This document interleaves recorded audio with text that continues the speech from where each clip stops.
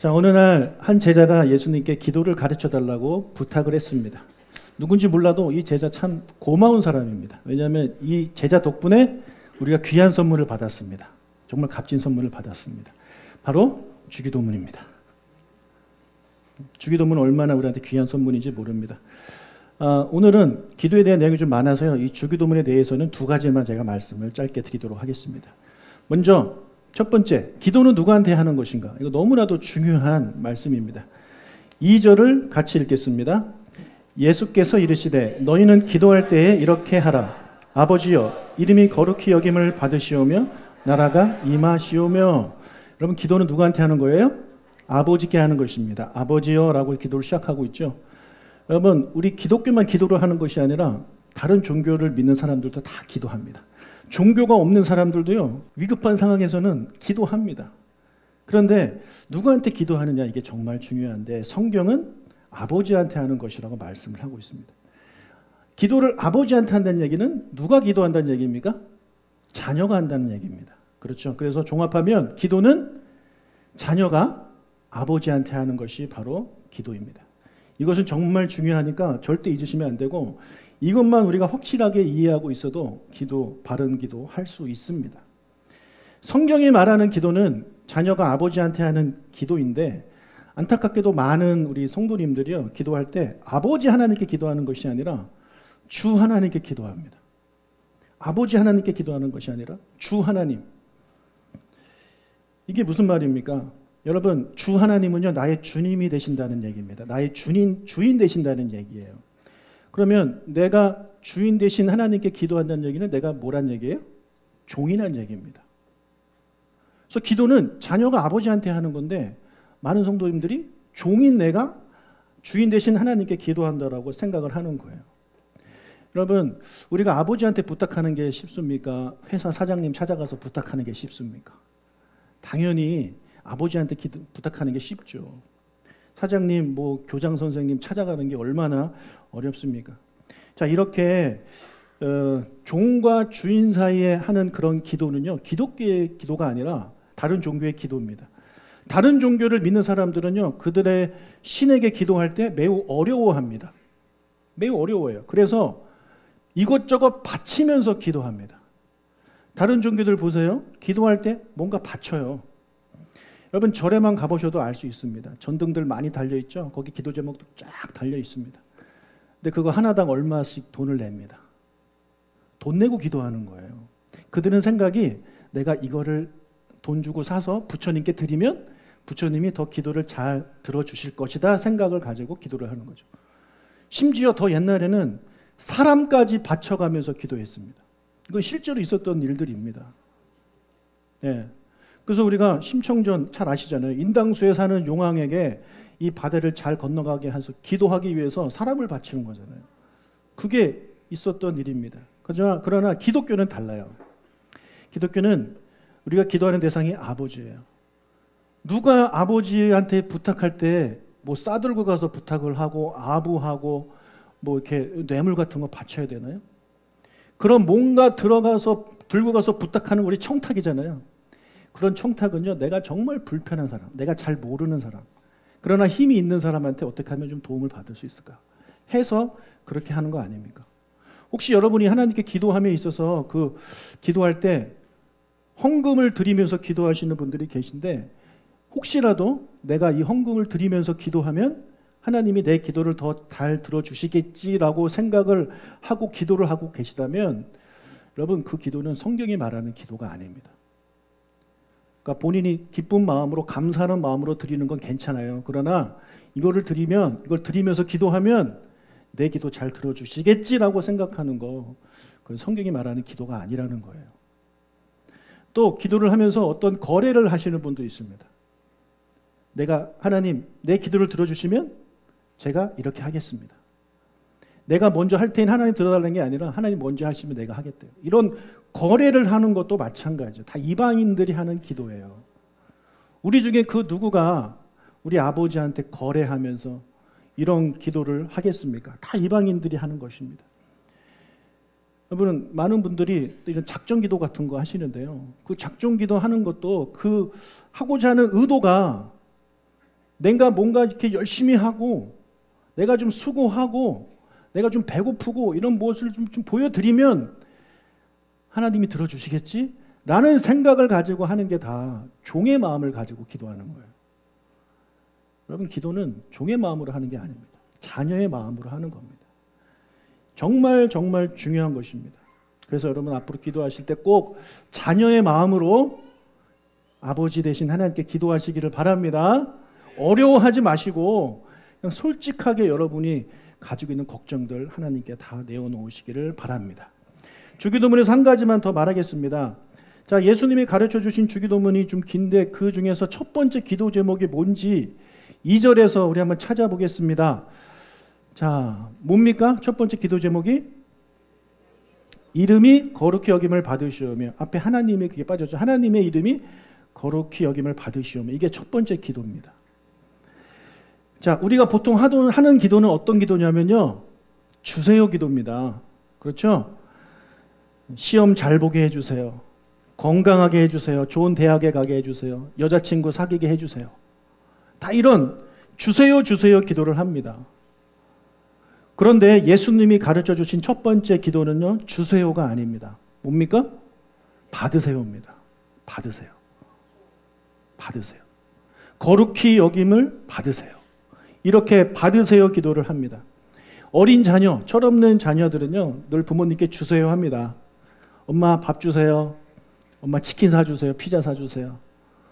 용돈 주세요. 계속 주세요 주세요를 구합니다. 그러나 점점 아이들이 성숙해지고 철이 들면 주세요도 물론 하겠지만 그의 입에서 뭐가 나오냐면 받으세요가 나옵니다. 아버지 생일날, 엄마 생일날 선물 이렇게 준비해가지고 아빠 선물이에요, 받으세요. 이렇게 하는 모습들이 아이한테 조금씩 보이고 있지 않습니까? 여러분, 예수님은 드리는 아들이었어요. 당연하죠. 예수님은 철없는 아들이 아니고 정말 제대로 된 그런 아들이시기 때문에 하나님께 기도하는 첫 번째 기도 제목을 주세요가 아니라 받으세요로 시작을 하고 있는 것입니다. 여러분도 우리가 주세요 기도는 안 할 수 없어요. 그렇죠? 주세요 기도 반드시 들어갑니다. 주기도문 뒤에 다 주세요예요. 그러나 그것을 시작하기 전에 본격적으로 맨 앞에 하나님 받으세요 라는 마음으로 우리가 기도하는 우리가 돼야 되겠습니다. 한번 스스로한테 질문해 보십시오. 나는 과연 아버지께 지금 무엇을 받으세요라고 기도를 한 적이 있는가? 또는 지금 하고 있는가? 나는 계속해서 주세요만 하고 있지는 않은가? 우리 특별히 우리 학생들, 우리 청년들, 우리 아이들, 여러분의 인생을, 여러분의 삶을, 여러분의 재능을 하나님께 드리시고 하나님이 받으세요라고 하실 수 있으시기를 주님의 이름으로 축복합니다. 우리 어르신들도 마찬가지입니다. 여러분 하나님께 드릴 거 없습니까? 왜 없습니까? 우리 드릴 거 많아요. 주기도문에만 해도 나오잖아요. 하나님, 하나님의 이름이 거룩히 여기를 받으세요. 하나님, 저를 통해 영광 받으세요. 하나님, 저의 사랑을 받으세요. 하나님, 우리의 예배를 받으세요. 하나님, 나를 받으세요. 나를 산 제물로 받으세요. 이런 기도를 먼저 할 수 있는 저와 여러분이 되시길 주님의 이름으로 축복합니다. 아멘. 자, 오늘 두 가지만 말씀드리고 나머지는 다음 주일에 말씀드리겠습니다. 여러분, 루터라는 사람, 종교개혁을 했던 마틴 루터라는 사람은 하루에 3번 주기도문을 가지고 기도했습니다. 저도 여러분한테 주기도문을 가지고 기도하시길 권합니다. 특별히 기도가 잘 뭔지 모르시는 분들 있죠? 어려워하지 마시고 주기도문을 가지고 천천히 뜻을 생각하면서 또박또박 아침, 점심, 저녁으로 기도하시기를 제가 부탁드리고, 우리 아이들도 그렇게 했으면 좋겠어요. 그것이 습관화가 되면 내가 나의 기도를 할 때도 그 주기도문의 순서대로 할 수 있게 되는 것입니다. 그러나 안타깝게도 많은 사람들이 주기도문을 가지고 기도를 하는데 기도가 아닌 거예요. 그냥 주문이 되어버렸습니다. 예배 끝날 때 한 번 하고, 모임할 때 끝날 때 한 번 하고, 주로 끝날 때 아니면 시작할 때 어떤 사인과 같이 그것을 시작하는데, 그러다 보니까 주기도문을 할 때 되게 빨리 해요. 하늘에 계신 우리 아버지요, 그렇게 빨리 기도하면서 절대 뜻을 생각할 수 없거든요. 오죽하면 마틴 루터가 이런 말을 했어요. 하나님의 이름, 그리고 성경, 그리고 주기도문은 순교자다. 누구한테 순교당하는 거냐면 신자들한테 순교당하는 거예요. 신자들이 아무 생각 없이 말씀 읽고, 아무 생각 없이 말씀을 인용하고, 아무 생각 없이 기도하고, 주기도문 가지고 기도하고, 이런 것들이 어떻게 보면 오히려 그 주기도문과 말씀과 하나님의 이름을 죽이는 것이다 라고 마틴 루터가 말을 했습니다. 그렇지 않습니까? 우리 주기도문 할 때요, 천천히 생각하면서 하나하나 그 뜻을 가지고 하나님께 기도하시기를 주님의 이름으로 축복합니다. 아멘. 자, 주기도문을 알려주신 후에 한 이야기를 해주셨어요. 5절부터 8절까지를 읽겠습니다. 너희 중에 누가 벗이 있는데 밤중에 그에게 가서 말하기를 벗이여 떡 3덩이를 내게 구워 달라. 내 벗이 여행 중에 내게 왔으나 내가 먹일 것이 없노라 하면 그가 안에서 대답하여 이르되 나를 괴롭게 하지 말라. 아이들이 나와 함께 침실에 누웠으니 일어나 내게 줄 수가 없노라 하겠느냐. 내가 너희에게 말하노니 비록 벗됨으로 인하여서는 일어나서 주지 아니할지라도 그 간청함을 인하여 일어나 그 요구대로 주리라. 네. 자, A라는 사람이 있었습니다. A라는 사람이 여행을 하다가 친구 B를 찾아갔어요.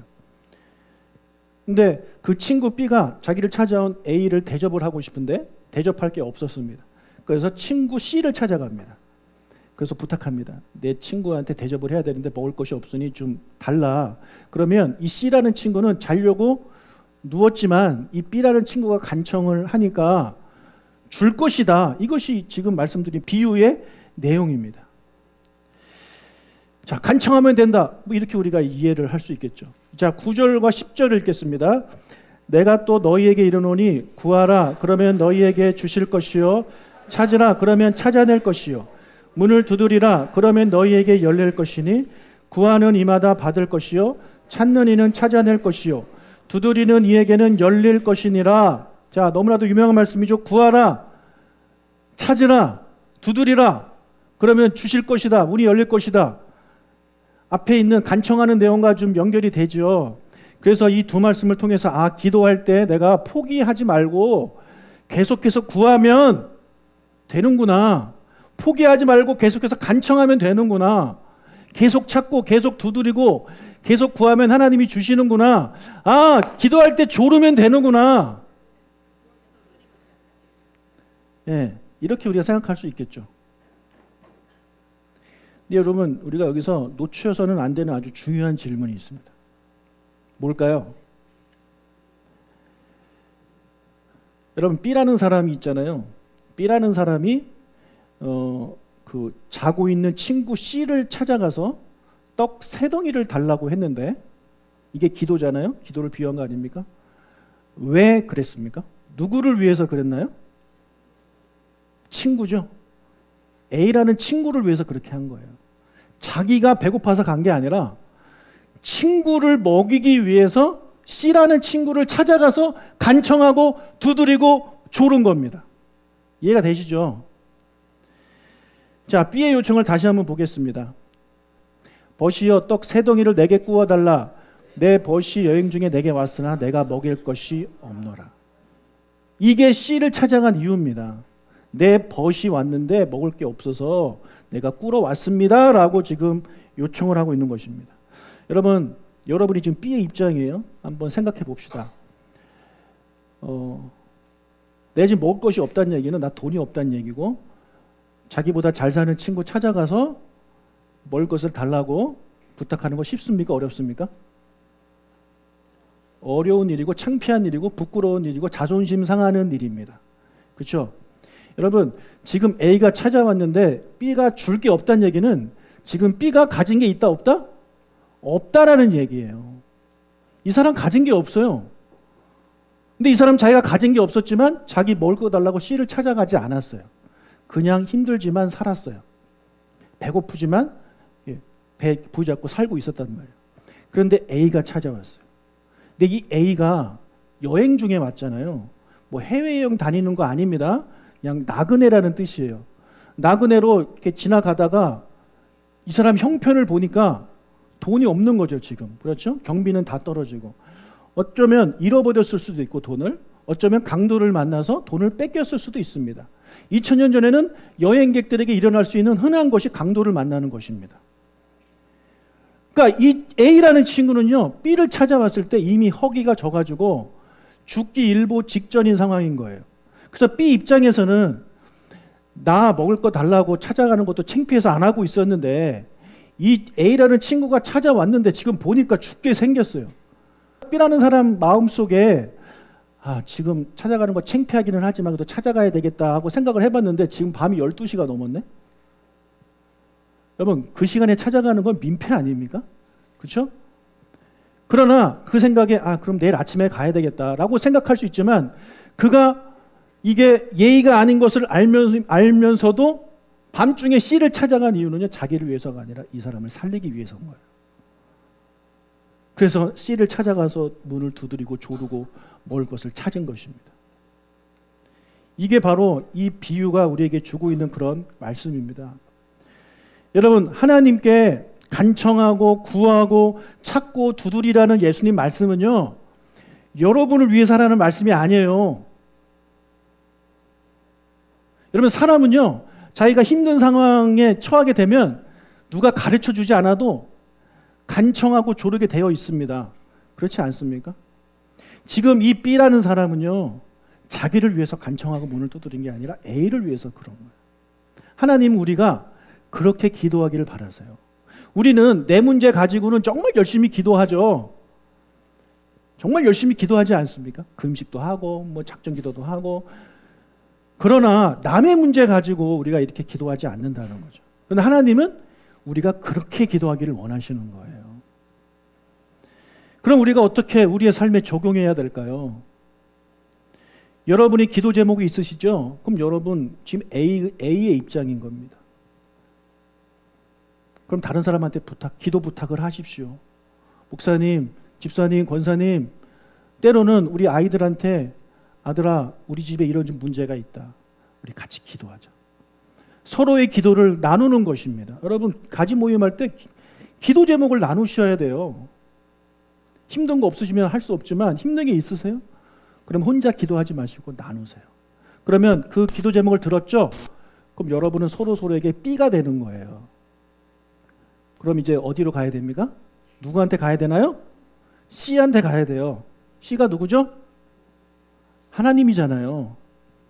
하나님을 찾아가는 거예요. 하나님께 가서 기도하는 거예요. 하나님, 우리 아무개 집사님이 이런 일로 지금 너무너무 힘든 가운데 있는데 하나님 도와주세요. 아버지 도와주세요. 이렇게 기도하는 것입니다. 여러분, 자녀가 둘이 있는데 첫째가 와가지고 아버지 저 사업을 해야 되니까 돈 좀 주세요. 사업이 힘들어요. 또 둘째가 와가지고 아버지 저 큰 병에 걸려가지고 수술해야 되는데 돈이 없어요. 이렇게 찾아왔고, 그런데 어떤 집은 두 아들이 있는데 첫째가 와가지고 아버지 둘째가 병에 걸렸는데 제가 도와줄 힘은 없습니다. 아버지가 좀 도와주시면 안 될까요? 또 둘째가 가가지고 아버지 형이 지금 사업이 어려운데 내가 도와주고 싶어도 저의 능력이 없네요. 아버지 좀 형 좀 도와주면 안 돼요? 자, 아버지 입장에서는요, 똑같이 줄 수 있는 것이지만 아버지가 어떻게 생각하겠습니까? 이쪽 집안은 다 자기를 위해서 구하고 있고 이쪽 집안은요, 자기 형제를 위해서 구하고 있는 거예요. 자, 아버지가 어느 자식들의 구하는 것을 기뻐하시겠습니까? 여러분 같으면 어느 가정의 아버지가 되고 싶으십니까? 첫 번째인가요? 두 번째인가요? 빨리 대답해요. 그래야 빨리 끝나지. 배고픈데. 예. 두 번째죠. 두 번째잖아요. 당연히 두 번째 아닙니까? 우리 하나님 아버지는 그걸 원한다는 거예요. 여러분 문제 가지고 나와서 막 계속 빌고 막 달라고 하지 말고 여러분의 형제, 여러분의 가족, 우리 교우들을 위해서 기도하라고 지금 예수님이 이 말씀을 하고 있는 것입니다. 3년 전에 우리 기쁨이 첫째 딸이 입시 면접을 보러 갔습니다. 이제 면접을 갔는데 다른 아이들은 막 학원 다녀고 면접 학원 논술아닌가 학원 다녀가지고 자료를 이렇게 많이 학원에 줬는데 우리는 그런데 보낼 형편이 안 되니까 애가 그냥 갔어요. 가가지고 이제 기다리는 시간 동안 다른 아이들은 그거 가지고 공부하고 뭐라고 질문은 뭐라고 대답을 할까 막 이랬던 그런 상황 속에 우리 딸은 가정한 게 없으니까 뭘 했겠습니까? 기도했겠죠. 일단 자기를 위해서 기도했겠죠. 자기를 위해서 기도하는데 보니까 옆에서 한 학생이 기도를 하고 있더래요. 자, 라이벌이잖아요. 그죠? 라이벌이에요. 같은 과를 시험 봤단 말이에요. 근데 그것을 보고 우리 기쁨이가 뭐라 그랬냐면 그 친구를 위해서 기도했다라는 거예요. 저는 그 얘기를 듣고 참 감사했어요. 하나님이 우리 딸을 여기 있지만 참 부끄럽지만 하나님이 잘 키워주셨구나. 그래서 하나님이 그렇게 그 A를 위해서 기도했던 C를 찾아갔던 우리 기쁨이에게 합격이라는 그런 상을 주셨어요. 근데 그 아이는 떨어졌대요. 이게 저에게 주는 메시지가 저는 있습니다. 똑같은 상황에서 기도하지만 누구는 자기의 합격만을 위해서 기도하고 누구는 같은 그런 경쟁자의 입장이 있었지만 그를 위해서 기도하고, 그래서 똑같은 기도라면 하나님이 다 들으셨을 텐데, 그죠? 하나님이 선택하신 거 아니겠습니까? 또 하나, 제가 우리 가족 말씀드리는 건 제가 여러분 얘기를 잘 모르니까 말씀을 드리는 거예요. 제가 저번에 한번 말씀드렸지만 저희 아버지가 암으로 입원하셨는데 제가 한번 병문안을 갔더니 막 돌아다니면서 기도를 하고 계세요. 옆 그 침상 가가지고 무슨 암으로 왔소 이러면서 이제 기도해 주시고, 그런 아버지에게 하나님께서 완치라는 선물을 주셨어요. 여러분, 우리는 내 문제 가지고 자꾸 하나님을 조르고 기도하고 싶은 마음이 들 텐데, 예수님이 우리한테 주시는 말씀은 너 그러지 말고 너를 찾아온 네 주변에 힘들어하고 있는 그를 위해서 간절히 기도하고 두드리고 찾고 그래라. 그렇게 기도하는 여러분에게 하나님께서 은혜의 선물을 내어 주실 줄로 믿습니다. 아멘. 자, 한 가지만 더 말씀드리겠습니다. 누가복음 11장 13절과 마태복음 7장 11절은 같은 내용인데요. 자, 먼저 마가복음 7장 11절을 읽겠습니다. 너희가 악한 자라도 좋은 것으로 자식에게 줄 줄 알거든 하물며 하늘에 계신 너희 아버지께서 구하는 자에게 좋은 것으로 주시지 않겠느냐. 악한 자라도 아버지라면 자녀에게 좋은 것을 줄 줄 안다. 그러면 우리 하나님 아버지 얼마나 좋은 분이냐. 그 하나님이 여러분한테 좋은 거 안 주시겠느냐. 좋은 거 주신다는 얘기죠. 그렇죠? 그럼 도대체 그 좋은 게 무엇이냐? 아이패드입니까? 게임기인가요? 자동차인가요? 아니요. 그 좋은 것이 뭔지 누가복음 11장 13절에서 말씀해 주고 있습니다. 뭡니까? 그 좋은 것이 성령 하나님입니다. 성령 하나님. 그런데 그 성령 하나님을 아무에게 주시는 것이 아니라 구하는 자에게 주신다는 거예요. 여러분이 지금 필요한 거 많이 있으실 텐데 그거 구하십시오. 구하지 말라는 게 아니에요. 구하세요. 그러나 그것들을 구하기 전에 제일 먼저 하나님께 달라고 졸라 할 것이 뭐냐면 성령 하나님이에요. 성령 하나님이 여러분에게 있어서 하나님이 줄 수 있는 가장 좋은 선물이에요. 가장 좋은 선물인 성령 하나님을 우리는 별로 반가워하지 않고 자꾸 다른 거, 두 번째 거, 세 번째 거를 자꾸 구하고 있다라는 것이죠. 여러분, 오늘은 우리 성령 하나님이 우리에게 오신 너무나도 기쁜 날입니다. 우리가 너무나도 즐거워해야 되고 정말 감사해야 되는 날이 바로 오늘입니다. 여러분, 지금 우리와 함께 계시는 분은 예수님이 아니라 성령님입니다. 지금 예수님은 어디 계세요? 하나님 우편에 앉아 계세요. 여러분 안에 지금 같이 계신 분이 성령 하나님이란 말이에요. 그리고 지금 이 시대는 2000년 전부터 지금까지 성령 하나님의 시대예요. 근데 우리는 성령 하나님한테 관심이 별로 없어요. 예수님이 최고야.